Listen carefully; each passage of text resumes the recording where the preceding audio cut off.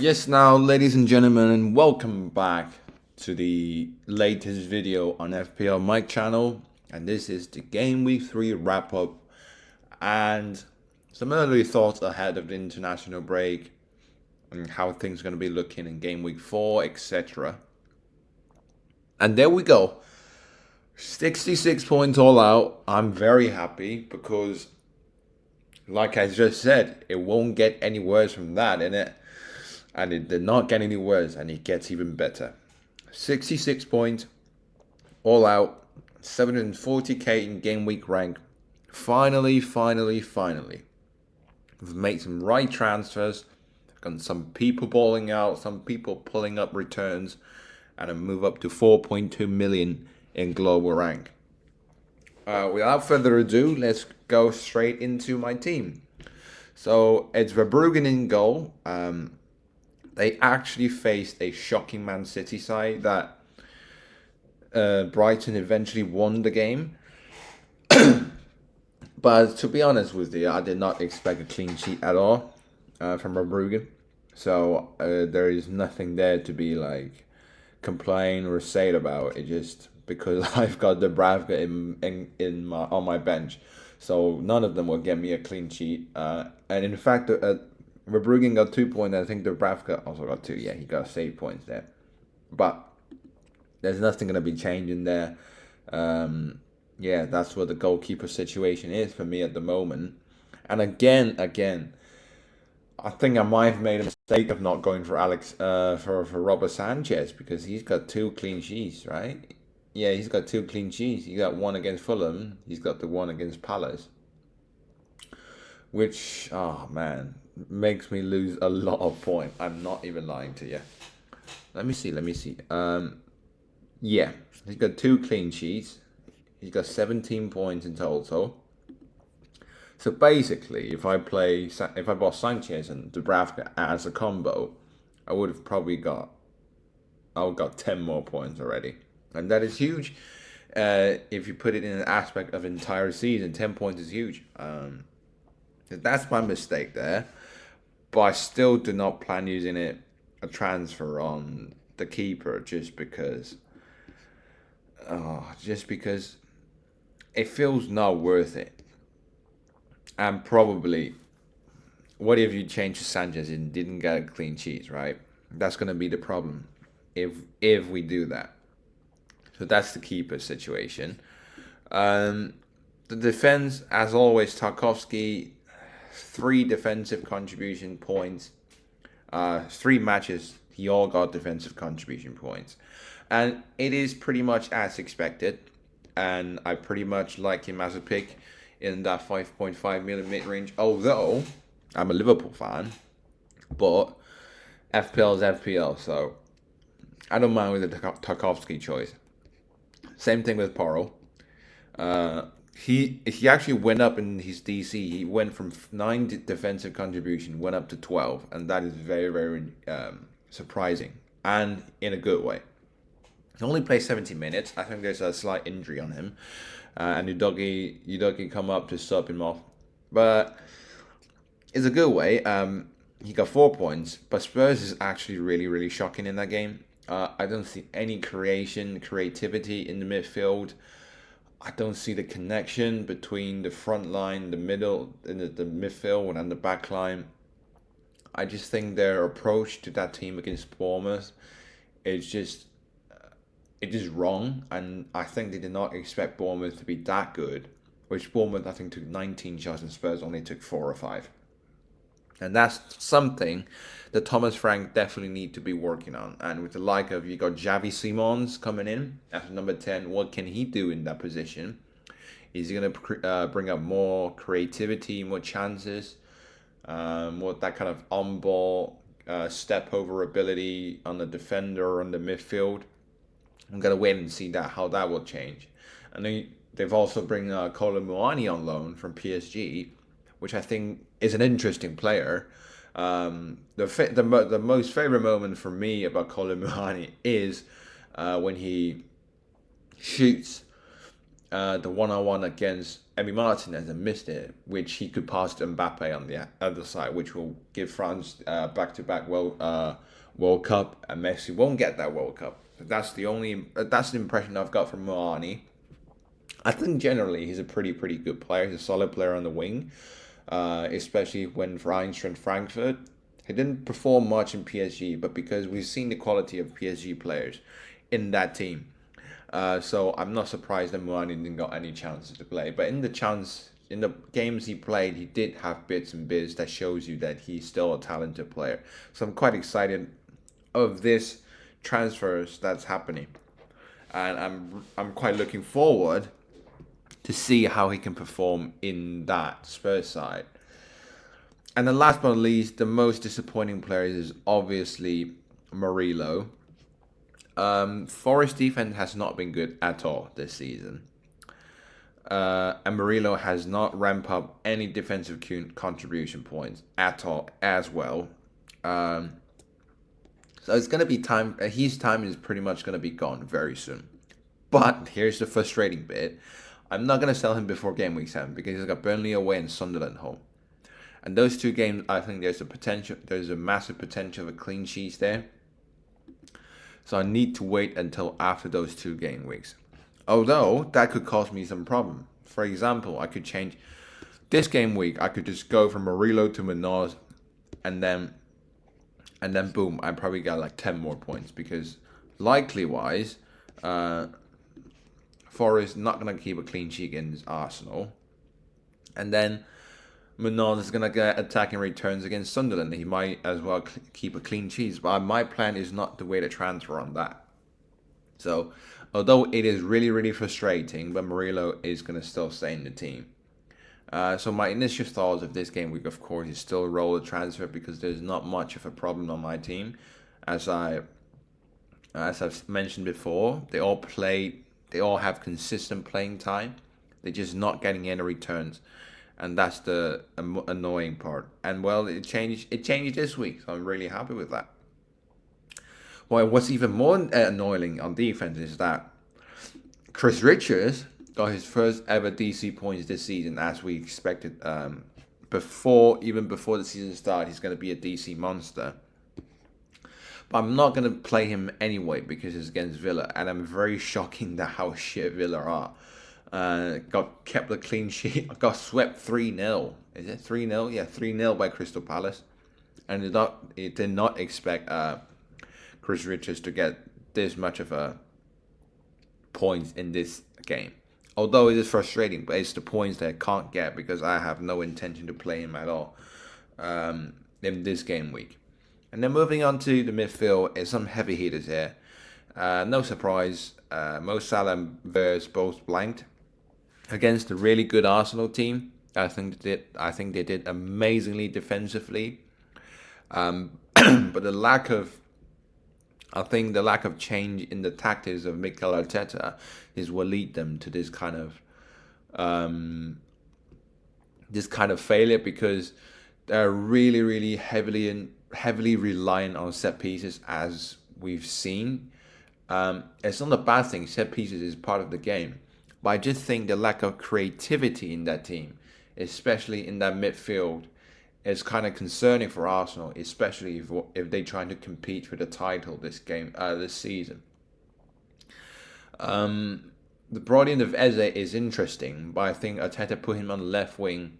It just kind of is not how you use Eze, because you put Eze on the left wing, it's just basically a pro max version of Gabriel Martinelli.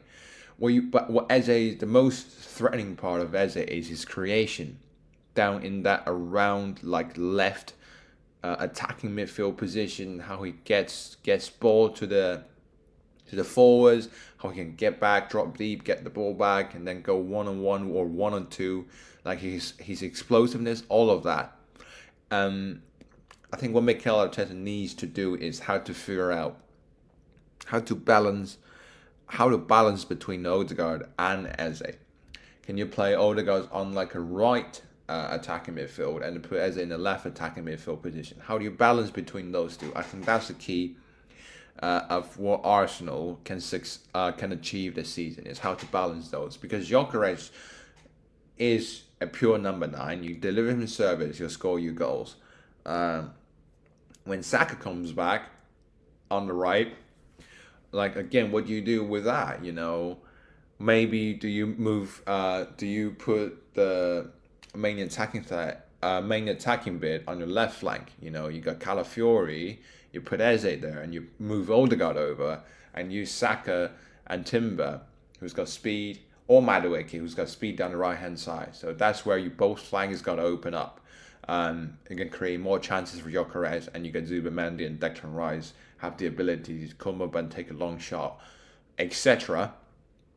I still think Arsenal have probably one of the best teams, like the constructed team in the entire world. It's just how can Mikel Arteta bond those players together and make them work like 100% or 110% as a team. And I think the key comes down to how do you balance the use of Eze and Odegaard. Do you use both of them or do you use just one of them? And how do you balance that? I think that is the problem. I think the future for Arsenal is going to be pretty interesting. So I think primarily it's going to be Gyökeres up front, Saka on the right, Eze on the left, and then you've got Rice, Odegaard, and Zubamendi, sometimes probably Marino. And I think the position of Eze should not be limited to just the left wing. He should be able to come through the central a little bit more. He should have more ball on him because he's proven in Palace he's got the ability to do that. So I think how to handle this many talent and how to get a tactic that works for all of them is the main thing that Arteta needs to do throughout this international break. And he's got plenty of time. The season's not over. The season just started. So we'll wait and see. Oh yeah, by the way, Mo Salah is, as you can see, he's pretty terrible this game. Basically no offensive threat. Shot is really off. It seems like his physique is dropping a little bit, but I mean, next week I'm going to captain his Burnley away, so there is no doubt about that. It's still Mo Salah at the end of the day, so there's no question about that. There could be a potential conversation of him to Haaland in future, but with with how shit Man City are, I can't really trust Haaland and the creativity he's going to get from that team. So we got to wait and see that. And for Vert, it is encouraging to see he improved a little bit, in my opinion. He's more creative. He took shots. He took some great shots. The one against the one saved by Raya, the offside goal. It's good. He's got more ball down the central. He showed his creativity. He's slowly adapting the Premier League, although the process is still relatively slow, but it's all in a good way. Which, in my opinion, that's enough. That's what you need from Florian Wirtz. And I think what needs to be keep working on is the connection, the chemistry of Gravenberch, McAllister, and even Szoboszlai, because I still think that as a newbie, those players are still not in fully trust of Florian Wirtz, because you can see Arne Slot want Florian Wirtz to take all the ball, take control in the second half at yesterday's game, but it seems like the willingness of Gravenberch and McAllister to give the ball to Wirtz is not at the highest level yet, which I can understand. He's new. You just basically need to build up the chemistry and get your physical up. I still think Wirtz is going to be a really, really good signing for Liverpool, and wait and see. Maybe Burnley is the game he shines. I'm not against Captain Wirtz in that game, because I think it'll be a really, really interesting one. And then the three returners, Bruno Fernandes. I believe all Bruno Fernandes captainers was struggling throughout that game. And the penalty just saved everything basically. I think amongst all the high owned captainers, Bruno Fernandes got the most point, and that's why it all matters at the end. It did not waste my transfer. Went from Palmer and Fulkrug to Fernandes and João Pedro. As you can see, they both returned pretty big for me, and that's two six efficient transfer at the end of the day. And finally, Kiernan Dewsbury Hall finally took a shot and he scored that. There's no doubt about his creativity, his assisting ability in this game. I never in doubt with that. The only thing I'm worried a little bit about Dewsbury Hall is he didn't take much shots, and we can see at the approaching to the end of the game that Dewsbury Hall is in a very advanced role, a number 10, more even like a second striker, primarily in the left flank, which is very encouraging to see. And as a 5 million defender, a 12 pointer is really good this game week, and he just overall, I think he's a quality player, and at this price point, I think there's no rush or any emergent to sell him unless someone else got injured or he got injured, right? So that's what Dewsbury Hall is at the moment. And then again, the last but not least is the really disappointing, really disappointing Villa side. 1 point from 9. Ollie Watkins do have the chances in that game. He just didn't catch them. But again, ahead of the fixtures they've got, it is impossible for me to sell Ollie Watkins, and at least until game week 8, because that Sunderland and Burnley game is just really tempting. Because I guarantee you, if I sell him now, he's gonna score loads of points in the next 4 game weeks, and that's, I believe, what FPL is about. So there's no intention of selling Watkins at all. So there you go. The bench, nothing crazy. Ronaldo 4.0, enabler, good. Larson, at the moment, he's probably not going to go to Newcastle because they've signed Walter Maid and Visser. So I think the chance of Larson going to